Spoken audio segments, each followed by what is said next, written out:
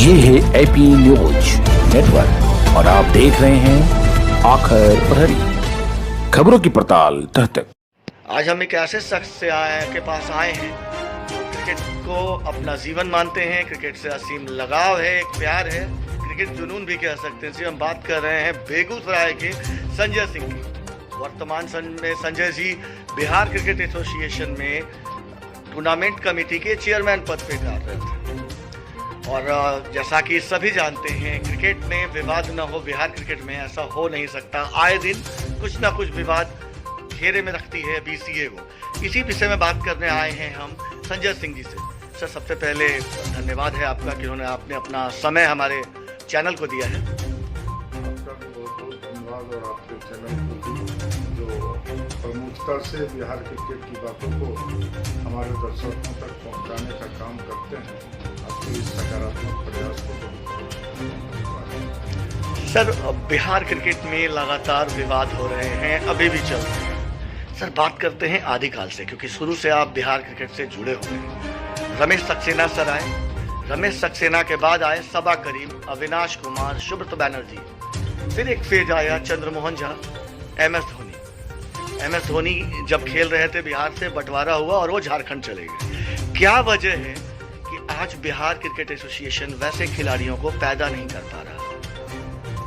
निश्चित रूप से आपने जो सवाल पूछा है, जब हम इस सवाल के घर में जाते हैं तो सामाजिक रूप से उपेक्षा हो, राजनीतिक रूप से उपेक्षा हो, कहीं न कहीं बिहार में क्रिकेट की उपेक्षा हो। आप याद करें, जब बिहार और झारखंड एक था, आप जो चर्चा कर रहे हैं ये चर्चा उस समय का है जब बिहार और झारखंड एक था। जमशेदपुर में हमारे कार्यालय हुआ करते थे। जब बिहार का बंटवारा हुआ तो सारे राजनेताओं ने कौन कहाँ रहेगा, किसका ऑफिस कहाँ रहेगा, हेडक्वार्टर कहाँ रहेगा, इसकी चर्चा तो कर ली। लेकिन दुर्भाग्य देखिए, एक भी जनप्रतिनिधि, चाहे वो किसी भी दल का हो, वो खेल के प्रति वो संवेदन शून्य थे, संजीदगी उनके पास नहीं थी। उन्हें ये ध्यान में नहीं रहा कि बिहार क्रिकेट एसोसिएशन का कार्यालय जमशेदपुर में है, उसे हम बिहार लाने का काम करें, क्योंकि उनका उनसे कोई इंटरेस्ट था ही नहीं। और इस राजनीति उपेक्षा का शिकार बना हमारा बिहार क्रिकेट एसोसिएशन।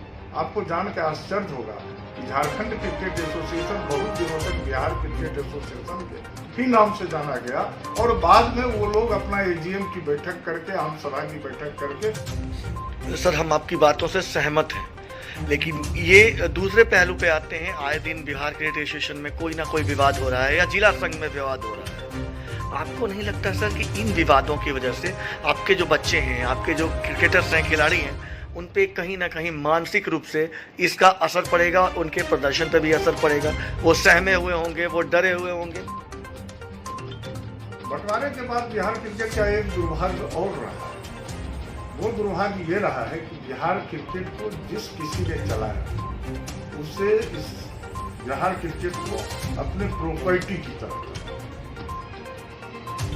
उन्होंने बिहार क्रिकेट को अपना जायदाद माना। आपको जान के आश्चर्य होगा कि पूरे इंडिया में एक ही ऐसा ऑफिस है, एक ही ऐसा एसोसिएशन है जहां पे हैंड ओवर और टेक ओवर नहीं होता है। जो चुनाव जीतते हैं उनको फिर जीरो से शुरुआत करना पड़ता है। उनके पास कोई कागज के नाम पे आप खोजेंगे तो कोई पेपर नहीं होगा, क्योंकि वो पेपर जो पहले थे उनके घर की वसीयत हो गई। फिर जो दूसरे आए, उन्होंने जब जीरो से शुरू किया और अगर वो चुनाव में हार गए तो फिर वो कागज उनके घर की वसीयत। ये एक बहुत बड़ा दुर्भाग्य है कि जिस किसी ने एसोसिएशन को चलाया, मैं किसी का नाम लेना नहीं चाहता, अगर उन्होंने पारदर्शी तरीका रखा होता, चुनाव में हार जीत चलते रहती है। लेकिन हारने का मतलब ये नहीं होता है कि हम ऑफिस के तमाम कागजों को अपने घर के अलमीरा में जाके हम कैद कर दें, हम वो अपने अगले मित्र को नहीं दें। ये आपको बिहार क्रिकेट एसोसिएशन में देखने को मिले। दूसरी बात, कुछ ऐसे लोग आए बिहार क्रिकेट में जो कि चाटुकारिता से इस प्रकार से घिरे कि वो बिहार क्रिकेट को बदनामी की दिशा में थोड़ा सा ज्यादा लेते हैं। लेकिन इसी बीच में उन लोगों के कुछ अच्छे प्रयास भी हुए। जैसे आप कह सकते हैं कि हमारे अजय नारायण जी ने सुप्रीम कोर्ट तक लड़ के एसोसिएट की मान्यता ली। फिर उसके बाद बहुत खराब पहलू हो सकता है, लेकिन कुछ लोगों ने सुप्रीम कोर्ट में लड़के लोढ़ा कमेटी को लागू करके सुप्रीम कोर्ट के आदेश के अनुसार बिहार को आज मान्यता मिला है। बिहार की मान्यता जो है वो सुप्रीम कोर्ट के आदेश पे है। लेकिन इन अच्छाइयों पे बुराइयों का इतना ज्यादा प्रभाव रहा कि जिस वजह से जो बिहार क्रिकेट है और आप अधिकारीगण हैं, आपको नहीं लगता आप लोग की वर्चस्व की लड़ाई में, मैं किसी का नाम नहीं लेना चाहूँगा, लेकिन आप लोगों के वर्चस्व की लड़ाई में कहीं ना कहीं क्रिकेटर पिछ रहे हैं और वो डर का शिकार हो रहा है और इसका डायरेक्ट असर, सीधा असर खिलाड़ियों के प्रदर्शन पे होता है? किस चीज का वर्चस्व का लड़ाई? हमारे बाप दादों को 100 बीघा जमीन था। बाप दादे चले गए, जमीनें ही रह गई। आज मेरे पास भी भाई से बंटवारा करते करते 20-25 बीघे जमीन बचे। मैं भी इस धरती से चला जाऊंगा, वो जमीन यहीं पे रह जाएगी। तो किस चीज की वर्चस्व की लड़ाई? कैसे वर्चस्व की लड़ाई? मैं इस लड़ाई को इस रूप में देखता हूं कि जब मेरा प्लेयर इंडिया खेलेगा तो उस दिन मेरा कॉलर उठेगा। मैं इस लड़ाई को इस रूप में देखता हूं। काश आज भी मैं कहता हूं, क्योंकि हर व्यक्ति में पॉजिटिव और निगेटिव दोनों है। आज भी सकारात्मकता के साथ ये लोग आवे और बिहार क्रिकेट का कौन खिलाड़ी आगे जाएगा, कौन खिलाड़ी गलत है, क्योंकि ये अनुभवी लोग हैं। इन्होंने ही बाहर से खिलाड़ी को मंगाया है, तो ये जानते हैं कि कौन खराब खिलाड़ी है, कौन अच्छे खिलाड़ी है। इनसे मेरा आग्रह होगा कि आप मित्रवर आइए, बड़े भाई के तौर पे आइए और आप अपने पुराने पापों की कुंडली को खोलिए और बता दीजिए कि ये मेरठ का है, ये कानपुर का है, ये दिल्ली का है, ये हरियाणा का है, तो हम उससे पहले ही अपने ट्रायल से निकाल दें। अगर इन लोगों के घर पे छापा मारा जाए तो आपको केवल क्रिकेट के ढेर सारे एक घर में पूरा का पूरा क्रिकेट का कागज भरा पड़ा मिलेगा। क्या अधिकार है इनको उस क्रिकेट के कागज को रखने का? क्यों नहीं बीसीए के ऑफिस में जमा करते हैं? ये वो लोग हैं कि जब चुनाव हारते हैं तो प्रोसीडिंग रजिस्टर लेके भाग जाते हैं।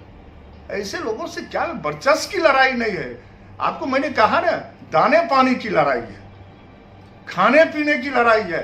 जो धंधा बना था, कोई धंधा बंद हो गया था, किन्हीं का रियल एस्टेट का धंधा बंद हो गया था, किन्हीं का होटल का धंधा बंद हो गया था, तो आखिर धंधा, आखिर पेट तो चलना है। शौक मौज जो हमने पाल लिया है, उस शौक मौज को तो चलना है। तो धंधे को चलाने के लिए इन लोगों ने क्रिकेट को पकड़ा था। सोचा था कि क्रिकेट के व्यवसाय से हम आगे बढ़ेंगे, लेकिन दुर्भाग्य, किस्मत ने इन्हें साथ नहीं दिया। ये चुनाव हारे। शायद बिहार के जिला के तमाम लोगों ने इस बात को समझ लिया था।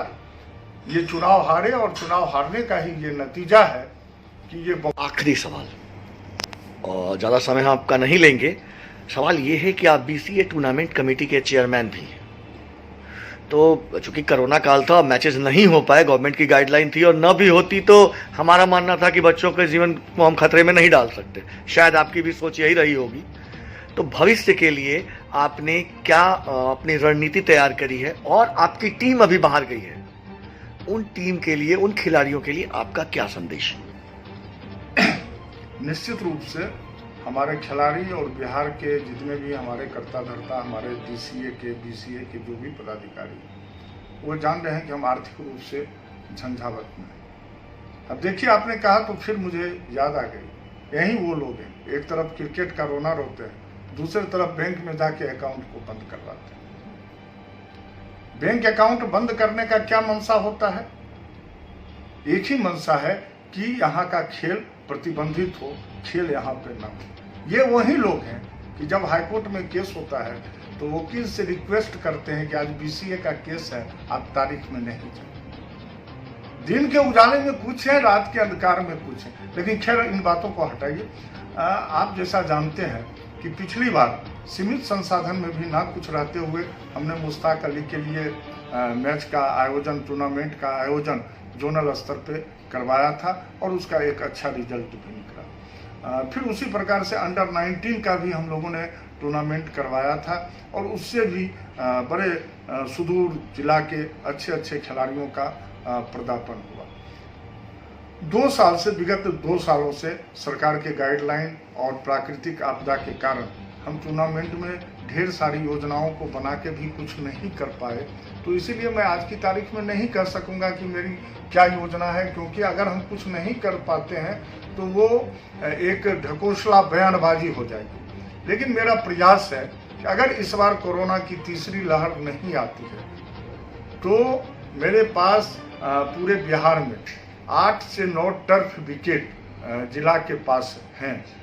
मैं प्रत्येक सेंटर पे एक इस प्रकार के आयोजन में हूँ कि एक लीग मैच इस रूप से हो कि उस लीग मैच के माध्यम से हम विभिन्न श्रेणियों के, जैसे कि हमारा ये मानना है कि जो प्लेयर मुश्ताक अली खेल रहे हैं तो आवश्यक नहीं है कि वो 15 खिलाड़ी वनडे के लिए भी वही खिलाड़ी हो, और अगर जो वनडे खेल रहे हैं तो कोई ज़रूरी नहीं है कि रणजी का जो डेज है उसके लिए वो ही खिलाड़ी।